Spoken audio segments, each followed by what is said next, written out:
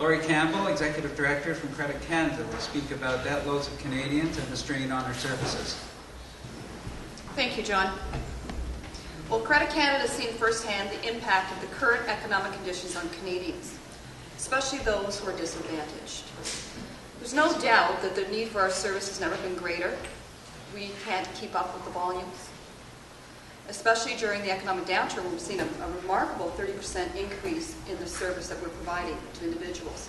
That, coupled with the downturn in funding, causes a lot of strife for our organization and for those individuals who are so desperately in need of our service. It's really no surprise to us, I'm sure it's no surprise to you, debt levels are at a record high in Canada. This is in part recession that took root in 2008, but it's also in part the fact that we are seeing so many Canadians that have hovered on the edge for far too long. So what do we know about debt in Canada? We know that 140% of income is equal to the debt load that Canadians are carrying in a given year. Now, couple that with the fact that so many people are losing their jobs, that number is going to increase incredibly. With debt loads at a dangerous level, we're seeing household debt right now at $90,000 per year. I mean, $90,000 in 2008. We definitely have a long road of recovery ahead of us. And on top of this, Canadians were once considered great savers. In 1990, we had a savings rate of 10%. Today, it's less than 1%. Now, let's take a look at this situation. We've got people losing their jobs in droves. So that little bit of a cushion, that less than 1%, is going to be gone. People don't have their own social safety net.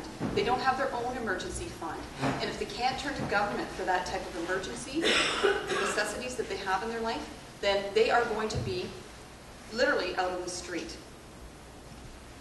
So for us at Credit Canada, it means we are extremely busy on many fronts.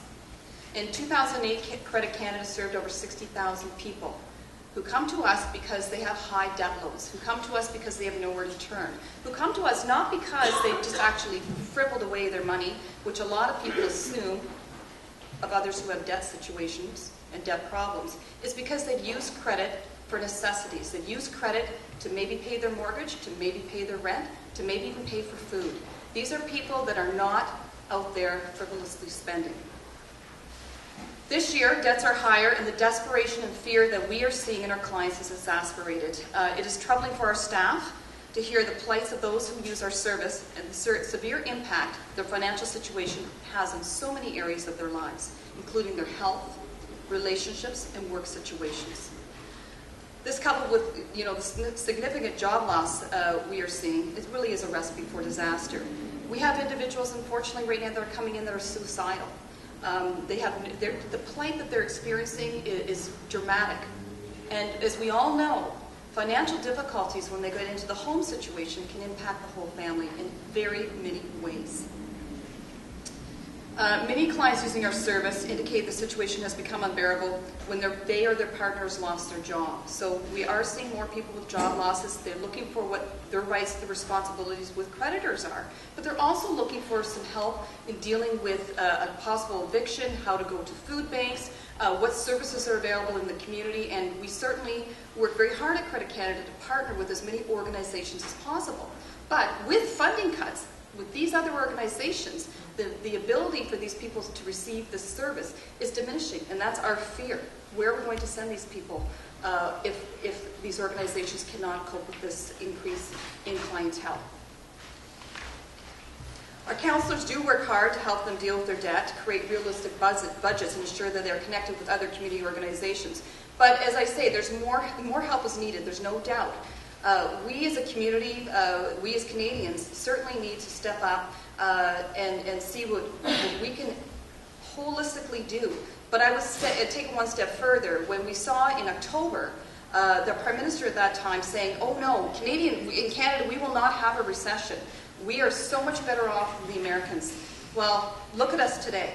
We are not much better off. And certainly, that type of denial has caused us great problems and will continue to cause us great problems. So the government, the federal government specifically, and of course the provinces, the federal government needs to step up and recognize that there is a problem before we can solve it. And I hope that this type of information, this Recession Relief Coalition will help get that message out there loud and clear that, you know, we can't continue, it's not business as usual. This is going to be a long recession. We've got high indebtedness, we have high job loss. It's going to take a long time to get out of this, and we need to put some action in place right now.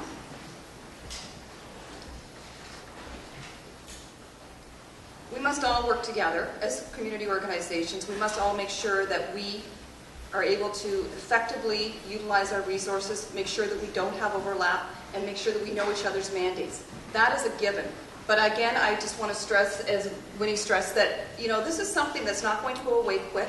The severity of the individuals that we're seeing at the grassroots, on the ground level, is not been precedented. I've been there for 20 years. I was there for the first recession, and I can tell you right now, this is worse.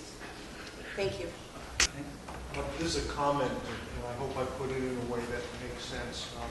I'm a person who enjoys real advantages and privileges, partly by color, being white, partly by profession that I went into.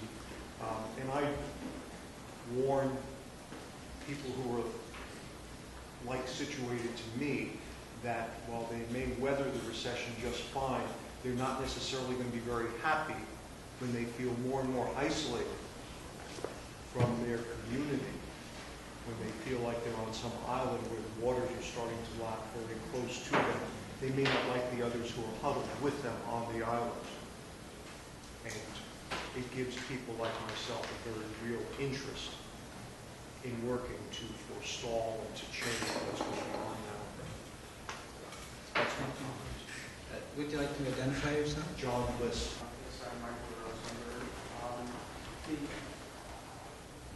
The length and depth of this recession is going on at this time while we have major changes in resources, declining natural resources, increasing costs, and technological changes that are making this into more of a long-term decline rather than just a recession. And the financial crisis aspect is just one symptom of this ongoing process of decline in the economy. So when we talk about the length of this recession, it's almost a different kind of thing. It may not have a definite endpoint. I wanted to ask you, how many, do we have any idea how much money has gone to which corporations to support debt? Do we have an idea, you know, how many millions or billions go to this corporation? And then the government says, well, we have no money to help people, but we have lots of money for the financial industry. Do we have those kind of stats? Anyone on the panel wants to try that? Billions. You know, which bank or which, you know, or which Banks. I think it'd be safe to say enough that we could revamp all our security programs. But if you ask you for a quote, though, to say, you know, the government gave X amount to this corporation, this amount in tax break to this sector, and then we said, how much did they finance EI? How much did they finance Ontario Work? How much did they finance or fund all these other programs?